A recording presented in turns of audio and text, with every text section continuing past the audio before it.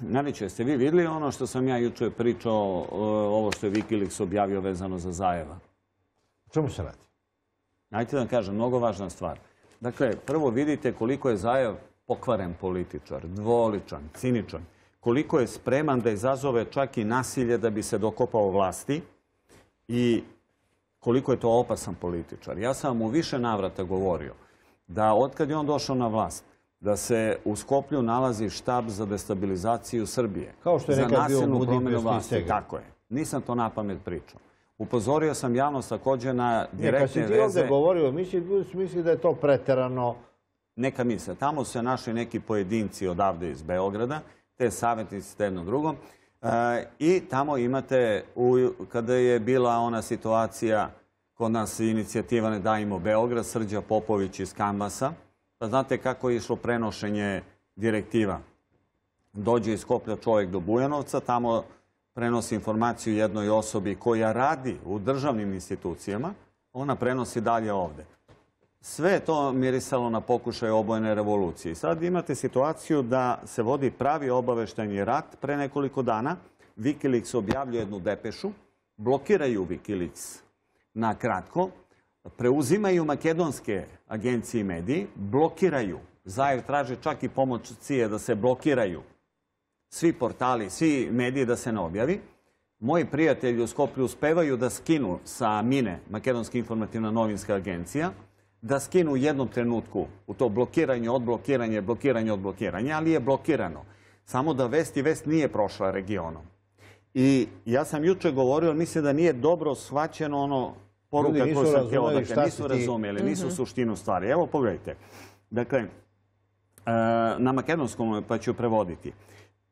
Prepiska između State Departmenta i ambasade Sjedinjenih Američkih Država u Skoplju. Wikileaks je objavio sljedeću komunikaciju. Tu je sve. Evo, Wikileaks, broj, depeše i ostalo, to ne čitamo sada. Evo, citiram iz Wikileaksove, odnosno depeše ambasade Sjedinjenih Američkih Država u Skoplju. Tim Bravo potvrđuje da najmanje 20 članova je ušlo. To je ona ilegalna grupa koja je ušla teroristička sa Kosmeta. Ja sam kod vas isto govorio da je tu grupu poslao Ramuš Haradinaj, ako se sećate. To je bio u Kumanovu. U Kumanu 2015. godine. Tako je Osmorica policajaca poginula, 14 terorista, 33 terorista su osuđena posle zbog toga. Jedan vođa te ekipe Haradinajeve je osuđen 40 godina.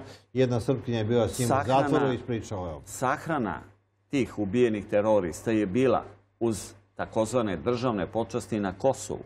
Ramuš Haradinaj je organizovao takozvana vlada Kosova i organizovala njihovu sahranu, što je direktno potvrđeno da su oni stajali za toga. E sad vidite šta je interesantno. Tim Bravo je potvrđio dakle da je najmanje 20 članova te grupe ušlo na Kosovo.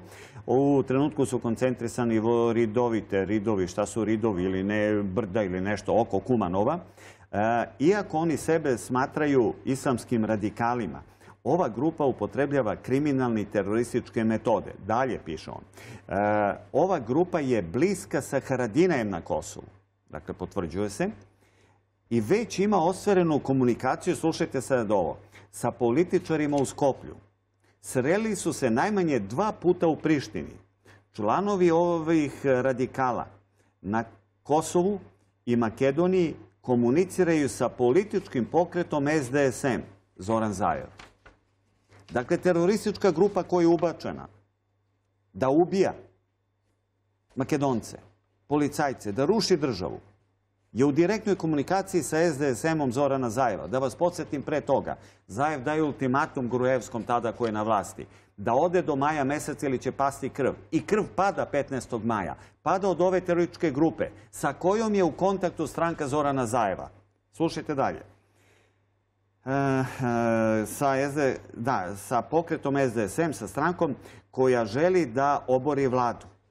Dan nakon incidenta, piše Mina, u Kumanovu, lider SDSM-a Zoran Zajev, umjesto da poseti povređene policajce, otišao je da poseti osobe koje su bliske sa vrhom OVK, koji su im pomagale teroristima logistički i informativno da u realnom vremenu saznaju pokrete policije.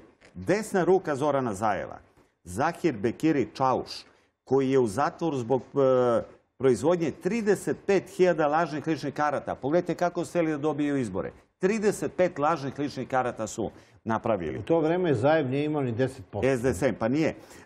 Pa je vas to ne posjeća na ovu situaciju ovde. Imao je taj Bekiri sakriveno 80 pancira u kancelarijama SDSM-a koji su bili namenjeni teroristima.